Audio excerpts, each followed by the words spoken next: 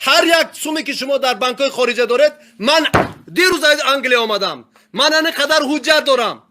اگر کجا شما پول داره، در کدام بانک شما پول داره، من همش میدونم. چی قدر پول ملت شما دزدیده، من گپ بزنم. من تا این وقت شما را احترام میکنم. بدبخت ها، کثافت ها، پلیدا، انا که منتظر جواب باشید. ببینید که ملت شما را چیکار میکنه. من از هیچ کس نترسیدم و انشاءالله که نمیترسم. اگر به خاطری ندادن زمین و ناراضی بودن ما را 30 سال ترمه کنن، ما آماده ایم. شما آدم اینوالید چیکار میکنه در همین روسیه؟ ببینید وقتی ما گپ میزنیم این مرد گنگو کنه نفس کشیده نمیتونه. این مجبور میشه بیا برای 2 سوم پول در همین جوان بیچاره غلط بزنه، نفس نمیزنه. و میگن که تاجیکستان جنت روی زمین. این مرد اگر جنت روی زمین گرفته سوم رسید. ابسولوت نه چشمش نمیبینه آدم پیر. گپا ساز نمیفهم. 3-4 جودا کار کرده پوشه نمیتونه. این چیز رو اومده دارد. ما خویش. این درد ما گذاری ما خویش. این میترسه کامرا گفته است.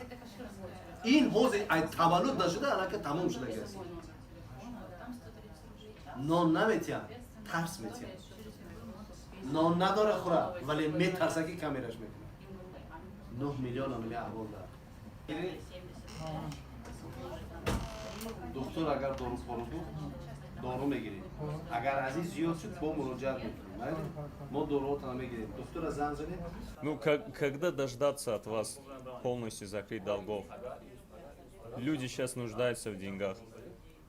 Они сейчас жалуются то, что не могут они просто получать деньги, потому что вы просто обещаете попросту. Даже с прошлого года, говорит, 100 тысяч осталось с прошлого года.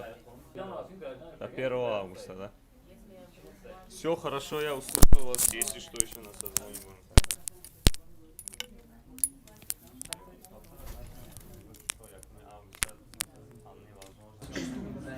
С чем сталкиваются? Вот приезжают за ребята.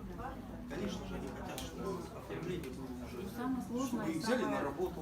Самое сложное для них это то, что когда они приезжают, россияне отказываются ставить на миграционную учету. Вот это самое сложное. Вот мы были Если я вас перебью, самое сложное это нет гарантии со стороны работодателя оплачивать зарплату. Самое сложное. В день десятки людей к нам обращаются. Вот только что сидел человек 65 лет, с января месяца не оплачивали его зарплату. Кто? Это посреднические компании. Вот эти, да. Понимаете? Вот 99,9% таких компаний не мошенничества. То есть набирают 3, 4, 5, 6 месяцев, люди там работают, люди...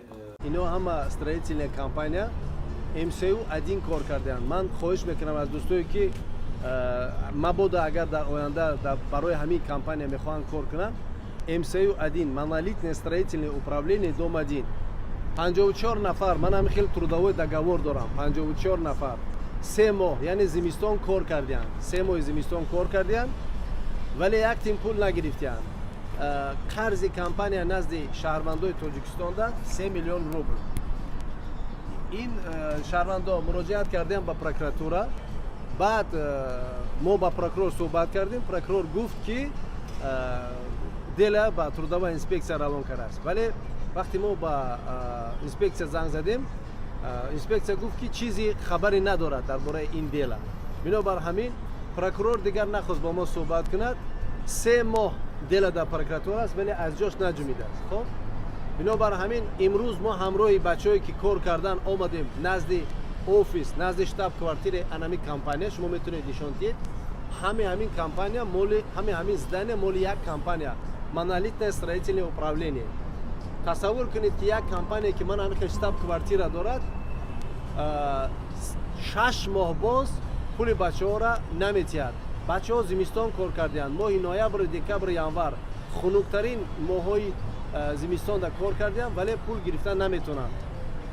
اینا را فوتبال میکنن. اینا میبین پروکراتور از پروکراتور اینسپکسیا و مراجعت کردن با کنسولگری تاجیکستان. کنسولگری تاجیکستان ва хадамоти муҳоҷирати тоҷикистон ба онҳо ҳеҷ кӯмаке накардааст. бинобар ҳамин онҳо ба маркази тоҷикон муроҷиат карданд ва ман раҳбари маркази тоҷикон имрӯз омадам ба ин офис бо чӣ мегӯянд начальник служба безопасности ин компания Андрей Васильевич вохӯрдам. тамоми суҳбатҳоамона кардем. худи начальник служба безопасности барои мо ваъда дод ки дар тӯли 2 рӯз яъне мушкили бачаҳо ҳал мешавад. маълум мекунанд ки барои чӣ бачаҳо пул нагирифтанд ва пули бачаҳо дода мешавад. хоҳиш мекунам монолитное строительное управление номер 1 хоб шумо нигоҳ кунед, агар ки хостед кор туғрӣ карданда ҳамин компанияда кор накунед. чунки нигоҳ кунед, мана ин табели бачаҳо 54 нафар нигоҳ кунед, 54 нафар пул нагирифтанд. 54 нафар пул гирифта наметавонанд. бинобар ҳамин хоҳиш мекунам эҳтиёт кунед. яке рафтед кадоми шуморо агар кор пешниҳод кард дар ҳамин компания монолитное строительное управление, шумо албатта бо ӯ одам ҳамкорӣ бо ин компания ҳамкорӣ. ман Муродов Киромуддин Исмоилович. мо дар фирмаи МСУ як кор кардем. аввалин